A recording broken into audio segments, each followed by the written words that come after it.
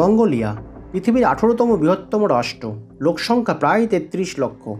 ভারতের মেঘালয় রাজ্যের জনসংখ্যার থেকেও কম, অথচ মঙ্গোলিয়ার মোট জনসংখ্যার 99%-রও বেশি লোক বসবাস করে রাজধানী শহর উলানবাটার ও তার পার্শ্ববর্তী অঞ্চলে। আর এই উলানবাটার থেকে পূর্ব, পশ্চিম, উত্তর বা দক্ষিণে যত দূরে যাওয়া যায় ততই মানুষের পক্ষে বেঁচে থাকাটা অসম্ভব হয়ে দাঁড়ায়। তাই দেশের বিস্তীর্ণ অঞ্চল ফাঁকা।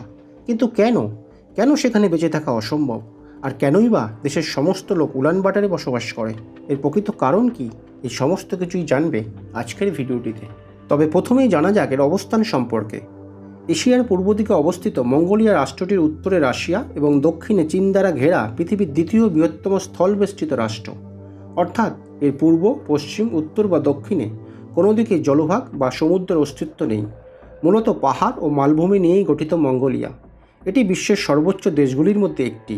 সমুদ্রপৃষ্ঠ থেকে এর গড় উচ্চতা 5180 ফুট বা 1580 মিটার। আবার জনঘনত্বের দিক দিয়ে মঙ্গোলিয়া পৃথিবীর দ্বিতীয় সর্বনিম্ন জনঘনত্বের দেশ গ্রিনল্যান্ডের পর। প্রতি বর্গ কিলোমিটারে মঙ্গোলিয়া বসবাস করে 2.14 জন, যেখানে ভারতে প্রতি বর্গ কিলোমিটারে বসবাস করে 481 জন এবং বাংলাদেশে 1157 জন। আবার কম জনঘনত্বের দেশ হিসাবে পরিচিত অস্ট্রেলিয়াতেও 3.5 জন লোক বসবাস করে প্রতি বর্গ কিলোমিটারে। আর এই অস্ট্রেলিয়ার থেকেও কম জনঘনত্বযুক্ত রাষ্ট্রটি হলো মঙ্গোলিয়া। এখন প্রশ্ন হচ্ছে, কেন উলানবাটার ও তার পার্শ্ববর্তী অঞ্চলেই দেশের 99%-রও বেশি লোক বসবাস করে? প্রথমত, মঙ্গোলিয়া একটি উচ্চতায় অবস্থান করছে, আর প্রাকৃতিক কারণে এখানে মেরু অঞ্চলের মতো জলবায়ু লক্ষ্য করা যায়। এর উত্তর ও পশ্চিম অঞ্চলে সুউচ্চ পর্বত দ্বারা বেষ্টিত, আর পশ্চিম ও দক্ষিণের বিস্তীর্ণ অঞ্চলে কোনো প্রাণী বা মানুষের বসবাসের উপযুক্ত নয়, কারণ সেখানকার তাপমাত্রা -40 ডিগ্রি থেকে -50 ডিগ্রি সেলসিয়াস। কিন্তু উলানবাটার অঞ্চলে সুউচ্চ পর্বতগুলি উত্তর দিক থেকে আসা ঠান্ডা সাইবেরিয়ান জলবায়ু এবং দক্ষিণ দিক থেকে গভীর মরুভূমি থেকে আসা শুষ্ক জলবায়ুকে বাধা সৃষ্টি করে। ফলে সেখানে অপেক্ষাকৃত অনেক উচ্চ তাপমাত্রা লক্ষ্য করা যায়, গড়ে -2.9 ডিগ্রি সেলসিয়াস। ফলে সেখানে 4704 বর্গ কিলোমিটারের মধ্যে উলানবাটার অঞ্চলে দেশের প্রায় সমস্ত জনসংখ্যার বসবাস গড়ে ওঠে। দ্বিতীয় কারণটি হলো, বছরে 365 দিনই ঠান্ডা বাতাস প্রবাহের কারণে মঙ্গোলিয়ায় 99% জায়গায় বরফে ঢাকা। মাটির উপর মোটা বরফের চাদরের কারণে চাষবাস করা সম্ভব হয় না।